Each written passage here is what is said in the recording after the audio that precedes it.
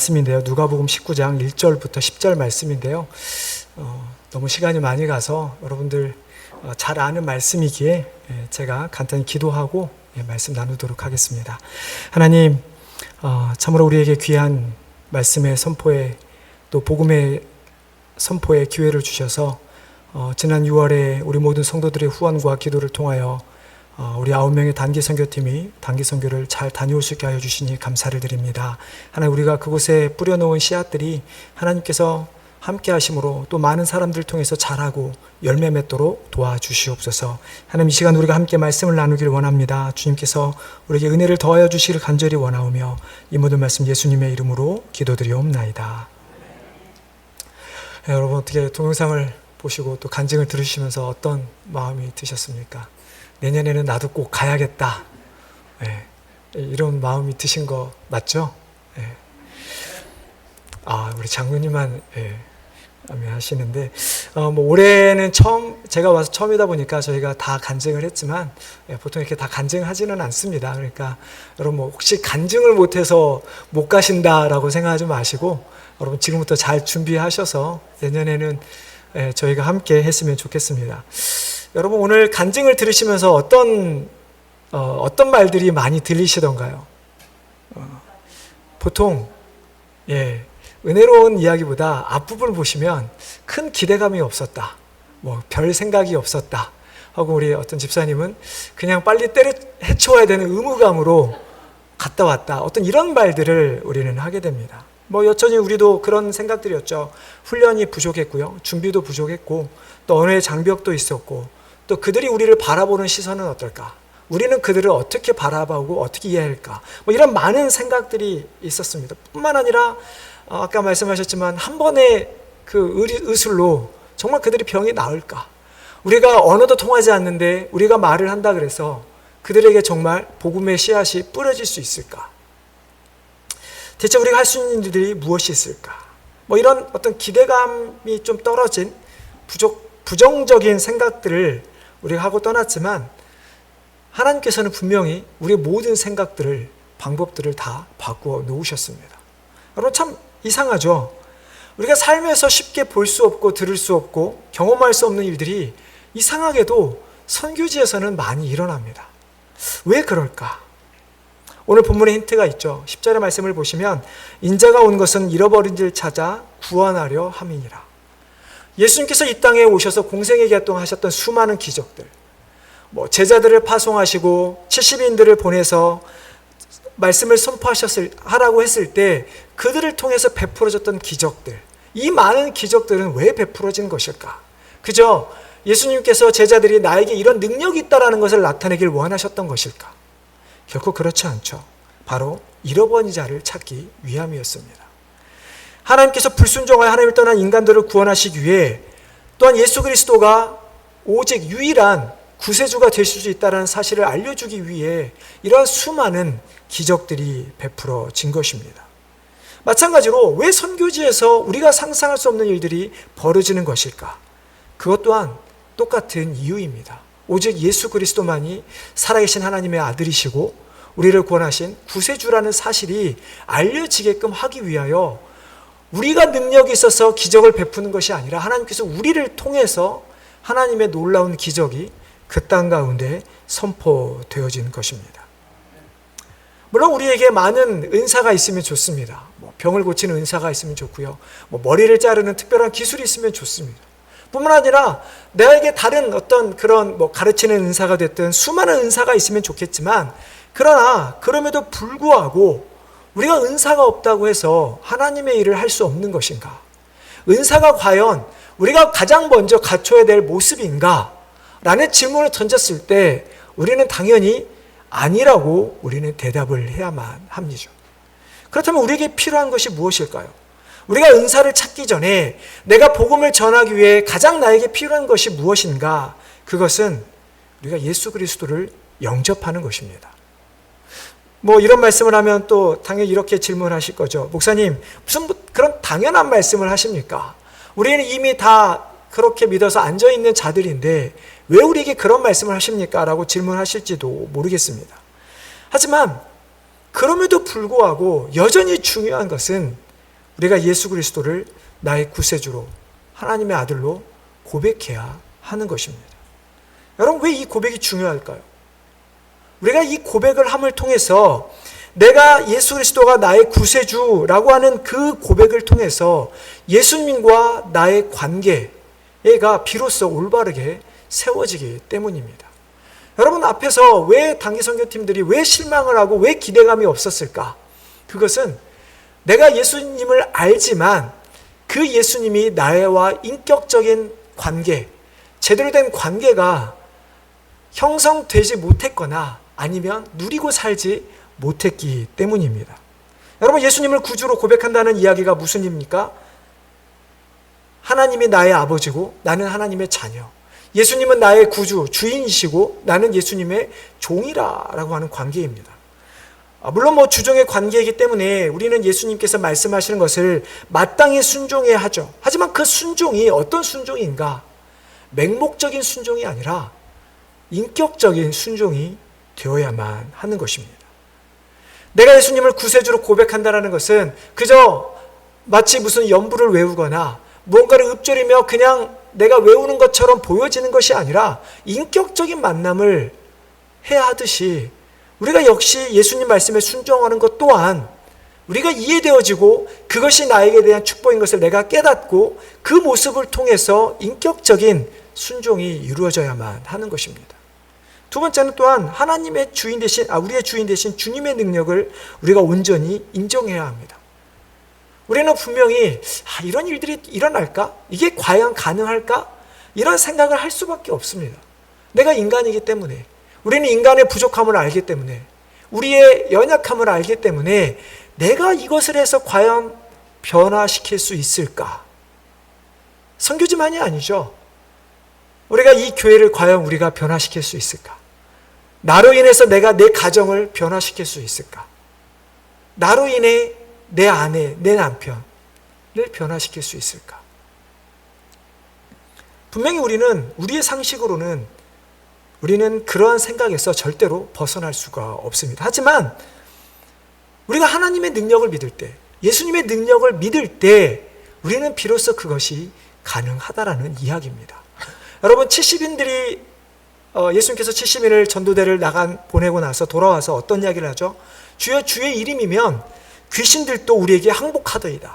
이런 고백을 합니다. 여러분, 이 고백을 잘 보시면 마치 예수님의 모든 것을, 능력을 그들이 깨닫고 믿고 나간 것처럼 보이지만 이들이 이렇게 고백한 것은 실제적으로 그것을 믿지 않았기 때문입니다. 여러분, 그들이 예수님의 능력을 믿고 전도하러 나갔을 때 그런 일이 벌어졌다면 예수님께 와서 여러분 같으면 어떻게 보고를 하겠습니까? 주님 말씀대로 우리가 다 행하고 왔습니다라고 하는 것이 맞는 이야기지, 주님을 향해서 주님 이렇게 하니까 정말로 이것이 되더이다 라고 말하지는 않을 것입니다. 그들이 또 처음에는 믿음이 없었다라는 이야기죠. 하지만 결국 예수님은 그런 믿음에 연약한 자들을 통해서 어떤 일을 행하시죠? 놀라운 기적을 베푸시고 결국 하나님의 말씀, 복음을 전하게 된다라고 하는 것입니다. 여러분, 이런 복음의 전함에 있어서 결국 중요한 것이 무엇입니까? 우리가 예수 그리스도를 구주로 고백하는 것입니다. 그리고 우리가 예수 그리스도 때문에 변화되어야 한다라는 것이죠. 오늘 본문에 누가 등장합니까? 우리가 너무 잘 아는 삭개오가 등장합니다.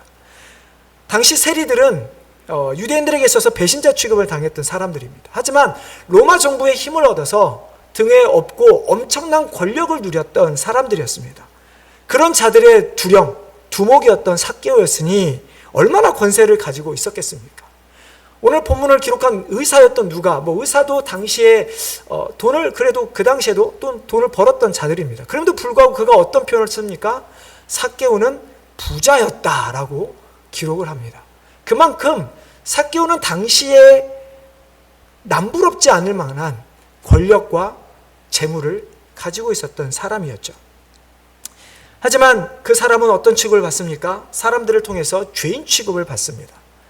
주님이 삭개오의 집을 들어가자고 했을 때 사람들은 뭐라고 수군대죠? 아니, 어떻게 너희 선생은 죄인의 집에 들어가냐라는 이야기들을 합니다.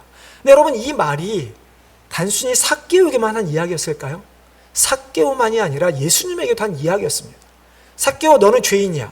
예수님, 당신은 어떻게 죄인의 집에 들어갑니까? 당신도 역시 죄인이야 라고 하는 이야기죠. 여러분, 삭개오의 마음이 어땠을 것 같습니까? 자신은 다 가진 것 같지만 자신의 민족들에 의해서는 배척당하는 그들의 모습, 아마 그는 평소에도 이런 말을 많이 들었을 것입니다.